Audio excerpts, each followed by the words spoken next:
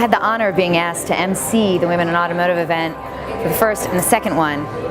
And honestly, after just the opening remarks of the first one, halfway through the first day of the first WIA conference, I was like, this is the best thing I've ever done. It really is.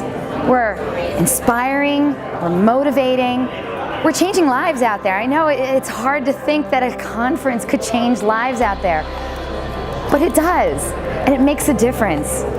And I really do want to make opportunities for women where they thought they could never go. If you had asked me 5-10 years ago what I would be doing today, I would never have dreamed that I would be here and standing in front of a group of such smart, beautiful, driven, successful women and saying, hey, you know what? We can do better. We can. And so,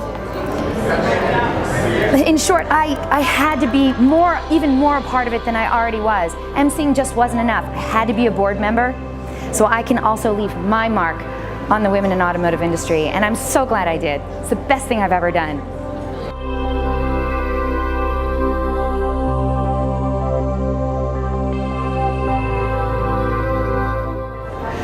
If you think this event or this movement isn't for you, you're wrong. Women in Automotive is for everyone.